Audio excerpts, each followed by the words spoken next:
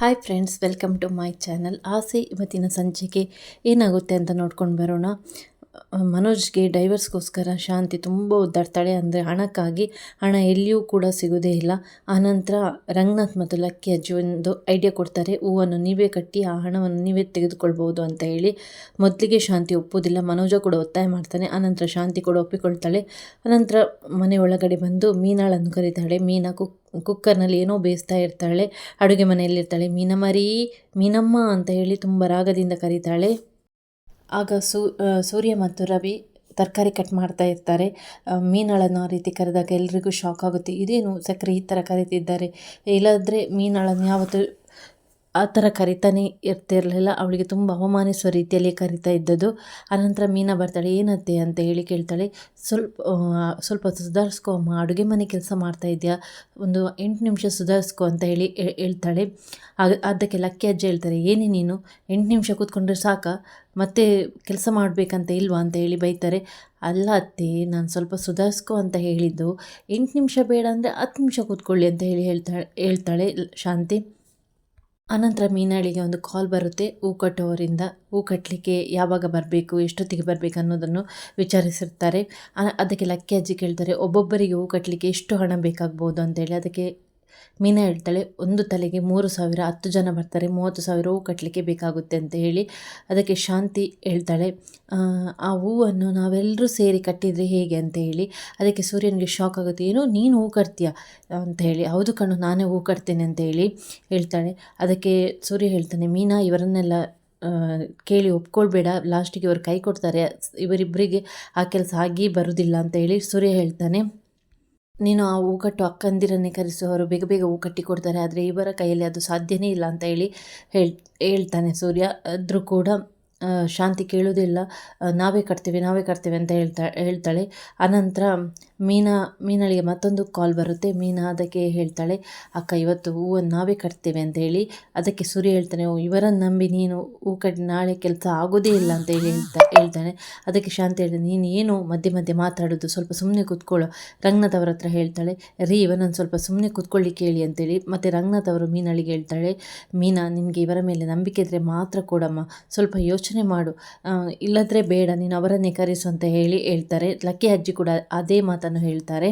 ಆನಂತರ ಶಾಂತಿ ಉಲ್ಟಾ ಹೊಡಿತಾಳೆ ಮೀನಾಳಿಗೆ. ನಾನು ಇವಳು ಈ ಥರ ಹೇಳ್ತಾಳೆ ಅಂತ ಅಂದ್ಕೊಂಡಿದ್ದೆ ಅತ್ತೆ, ನೀವು ಸ್ವಲ್ಪ ಸುಧಾರಿಸ್ಕೊಳ್ಳಿ, ನಾನೇ ಹೂ ಕಟ್ತೇನೆ ಅಂತೇಳಿ. ಆಗ ಲಕ್ಕಿ ಅಜ್ಜಿ ಸರಿ ಬೈತಾರೆ. ಮತ್ತು ಮನೋಜ ಕೂಡ ಹೇಳ್ತಾರೆ, ಮಮ್ಮಿ ನೀನು ನನಗೋಸ್ಕರ ಈ ಕೆಲಸ ಮಾಡೋದಿಲ್ವಾ, ಒಪ್ಕೋ ಮಮ್ಮಿ, ಒಂದು ರಾತ್ರಿ ತಾನೆ ಅಂತೇಳಿ.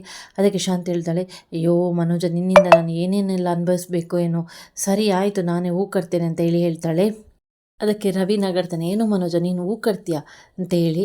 ಹೌದು ಕಣೋ, ನಾನು ಸತ್ಯನೇ ಹೇಳ್ತೀನಿ, ನನಗೆ ಸುಳ್ಳೆಲ್ಲ ಹೇಳೋಕ್ಕೆ ಬರಲ್ಲ, ನನಗೆ ಹೂ ಕಟ್ಟಲಿಕ್ಕೆ ಆಗೋದಿಲ್ಲ, ನಾನು ಎಲ್ರಿಗೂ ಬೇಕಾದಂಥ ಅಡುಗೆ ಸಪ್ಲೈಯನ್ನು ಮಾಡ್ತೇನೆ ಅಂತ ಹೇಳಿ ಹೇಳ್ತಾನೆ. ಅದಕ್ಕೆ ರವಿ ಹೇಳ್ತಾನೆ, ಹೌದಾ, ನೀನು ಒಂದು ಲೋಟ ಕಾಫಿ ತಗೊಂಡು ಬಾ ಅಂದರೆ ಅಡುಗೆ ಮನೆಯಲ್ಲಿ ನಿದ್ದೆ ಮಾಡುವಂಥವ ನೀನು ಎಲ್ರಿಗೂ ಸಪ್ಲೈ ಮಾಡ್ತೀಯ ಅಂತ ಹೇಳಿ ಕೇಳ್ತಾನೆ. ಅದಕ್ಕೆ ಸೂರ್ಯ ಮತ್ತೆ ಮನೋಜನಿಗೆ ಬೈತಾನೆ, ಆನೆ ಬಾಲ ಎತ್ತಿತಂತ ಹೇಳಿ ನಾಯಿ ಬಾಲ ಎತ್ತಿದ್ರೆ ಆಗುತ್ತಾ ಅಂತ ಹೇಳಿ ಕೇಳ್ತಾನೆ. ಅದಕ್ಕೆ ಮನೋಜ ಕೇಳ್ತಾನೆ, ಏನು ಅಪ್ಪಿ ನೀನು ನನ್ನ ನಂಬೋದೇ ಇಲ್ವ ಅಂತೇಳಿ. ಹೌದು ಕಣ, ಒಂದು ಸೈನ್ ಹಾಕು ಅಂತ ಹೇಳಿದರೆ ಕ್ಯಾಪಿಟಲ್ ಲೆಟರ್ ಹಾಕಬೇಕಾ ಸ್ಮಾಲ್ ಲೆಟರ್ ಹಾಕಬೇಕಾ ಅಂತ ಕೇಳುವವ ನೀನು, ನಿನ್ನನ್ನು ನಂಬಿ ಯಾವುದೇ ಕೆಲಸಕ್ಕೂ ಇಳಿಬಾರ್ದು, ಯಾಕೆಂದರೆ ನೀವು ಅರ್ಧ ಕೈ ಕೊಡುವಂಥ ಜನಗಳು ನೀವು ಅಂತ ಹೇಳಿ ಸೂರ್ಯ ಬೈತಾನೆ. ಕಡೆಗೂ ಶಾಂತಿ ಒಪ್ಪಿಕೊಳ್ತಾಳೆ ಮಗನ ಒತ್ತಾಯಕ್ಕೋಸ್ಕರ. ಯಾಕೆಂದರೆ ಮನೋಜನಿಗೆ ಡೈವರ್ಸ್ ಸಿಗಬೇಕಂದ್ರೆ ಹಣ ಬೇಕು. ಲಾಯರ್ ಹಣದ ಬೇಡಿಕೆಯನ್ನು ಇಟ್ಟಿದ್ದರು. ಮೀನಳಿಗೆ ಹೂ ಕಟ್ಟಿದಾಗ 50,000 ಅಷ್ಟು ಅಮೌಂಟ್ ಸಿಗ್ತದೆ. ಲಾಯರ್ಗೆ ಕೊಡುವಷ್ಟು ಹಣ ಅವಳ ಹತ್ರ ಇರುತ್ತೆ. ಹಾಗಾಗಿ ಶಾಂತಿ ಮತ್ತು ಮನೋಜ ಹೂ ಕಟ್ಟಲಿಕ್ಕೆ ಒಪ್ಪಿಕೊಳ್ತಾರೆ. ನಂತರ ರಂಗನಾಥ್ ಅವರು ಹೇಳ್ತಾರೆ, ನೋಡಿದ್ದೆ ಶಾಂತಿ, ಮೀನಾಳನ್ನು ಹೂ ಕಟ್ಟೋಳು ಅಂತ ಯಾವಾಗಲೂ ಹಣಕಿಸ್ತಿದ್ದೆ, ಇವಾಗ ನೀನೇ ಆ ಹೂ ಕಟ್ಟಲಿಕ್ಕೆ ರೆಡಿಯಾಗಿದ್ಯಾ, ಅದಕ್ಕೆ ಹೇಳೋದು ಯಾರನ್ನು ಅಂಗಿಸಬಾರ್ದು ಅಂತ ಹೇಳಿ. ಒಬ್ಬೊಬ್ಬರು 100 ಹಾರ ಕಟ್ಟಬೇಕು, ನೀನು 100 ನಾನು 100 ಕಟ್ಟಿದರೆ ಮಾತ್ರ ಆಗೋದು ಅಂತೇಳಿ. ಅದಕ್ಕೆ ಶಾಂತಿ ಕೇಳ್ತಾಳೆ, 100 ಹಾರನ, ಹೌದು ಅಂತ ಹೇಳಿ ಹೇಳ್ತಾನೆ ರಂಗನಾಥ್. ಅದಕ್ಕೆ ಸೂರ್ಯ ಕೇಳ್ತಾನೆ ರಂಗನಾಥ್ ಅವರ ಹತ್ರ, ಅಪ್ಪ ನೀನು ಹೂ ಕಟ್ತೀಯಪ್ಪ, ನಿನಗೆ ಆಗುತ್ತಾ ಅಂತ ಹೇಳಿ ಕೇಳ್ತಾನೆ. ಅದಕ್ಕೆ ರಂಗನಾಥ್ ಅವರು ಹೇಳ್ತಾರೆ, ನನ್ನ ಕೈಯಲ್ಲಿ ಆಗೋಷ್ಟು ಸಹಾಯ ಮಾಡ್ತೇನೆ ಕಣೋ ನಾನು ಅಂತೇಳಿ. ಮತ್ತು ಅದಕ್ಕೆ ಶಾಂತಿ ಹೇಳ್ತಾಳೆ, ನಾನು ನನ್ನ ಕೈಲಾದಷ್ಟು ಸಹಾಯ ಮಾಡಿದರೆ ಆಗೋಲ್ವ ಅಂತೇಳಿ. ಅದಕ್ಕೆ ಲಕ್ಕಿ ಅಜ್ಜಿ ಹೇಳ್ತಾರೆ, ಓ ಇದು ಆಗೋ ಮಾತಲ್ಲ ಮೀನಾ, ನೀನು ಅವರನ್ನೇ ಕರೆಸು ಅಂತ ಹೇಳಿ ಲಕ್ಕಿ ಅಜ್ಜಿ ಮೀನಾಳ ಹತ್ರ ಹೇಳ್ತಾರೆ. ಅದಕ್ಕೆ ಶಾಂತಿ ಮತ್ತೆ ಹೇಳ್ತಾಳೆ, ಅತ್ತೆ ಅತ್ತೆ ಅತ್ತೆ ಬೇಡ ಅತ್ತೆ, ನಾನು ಕಟ್ತೇನೆ ಅತ್ತೆ ಕಟ್ತೇನೆ, ನನಗೆ ಆಗುತ್ತೆ ಅಂತ ಹೇಳ್ತಾಳೆ. ಆನಂತರ ಸೂರ್ಯ ರವಿಕಾಂತ್ ಹತ್ರ ಹೇಳ್ತಾರೆ, ಲೋ ರವಿಕಾಂತ್, ಎಲ್ಲ ತಿರುವಿ ಮುರುವಿ ತಾಳ ಹಾಕ್ತಿದ್ದಾರೆ ಅಂತ ಹೇಳಿ.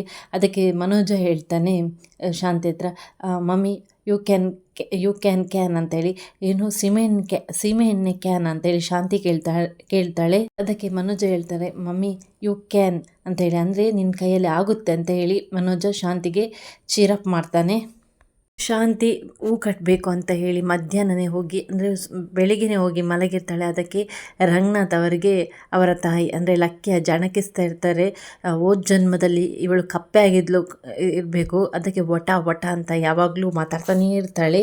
ಲಕ್ಕಿ ಅಜ್ಜಿ ರಂಗನಾಥ್ ಅವ್ರ ಹತ್ರ ಕೇಳ್ತಾರೆ, ರಂಗ ನಾನು ನಿನ್ನ ಹತ್ರ ಒಂದು ಮಾತು ಕೇಳಲ್ಲ ಅಂತ ಹೇಳಿ. ಅದಕ್ಕೆ ರಂಗನಾಥ್ ಅವ್ರು ಹೇಳ್ತಾರೆ, ಹೇಳೋದಕ್ಕೂ ಕೇಳೋದಕ್ಕೂ ಮುಂಚೂಣಿಯಲ್ಲಿ ಯಾರಮ್ಮ ಇರ್ತಾರೆ, ನೀನೇ ತಾನೇ, ಕೇಳಮ್ಮ ಅಂತ ಹೇಳಿ ರಂಗನಾಥ್ ಅವರು ಹೇಳ್ತಾರೆ ತಾಯಿಗೆ. ನಿಜವಾಗ್ಲೂ ನೀನು ಈ ಮನೆಯಲ್ಲಿ ಸಮಾಧಾನ ಆಗಿದ್ಯಾ ಅಂತ ಹೇಳಿ ಕೇಳ್ತಾರೆ ಲಕ್ಕಿ ಅಜ್ಜಿ.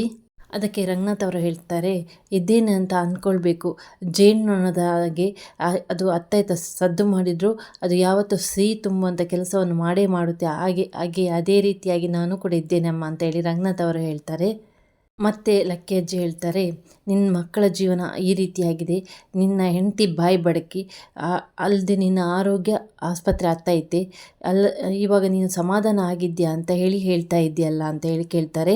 ವೀಕ್ಷಕರೇ, ಈ ಸಂಚಿಕೆ ಇಲ್ಲಿವರೆಗೆ ಆಗಿದೆ. ನಿಮಗೆ ಇಷ್ಟ ಆದರೆ ದಯವಿಟ್ಟು ಲೈಕ್, ಶೇರ್, ಸಬ್ಸ್ಕ್ರೈಬ್ ಮಾಡೋದನ್ನು ಮರಿಬೇಡಿ.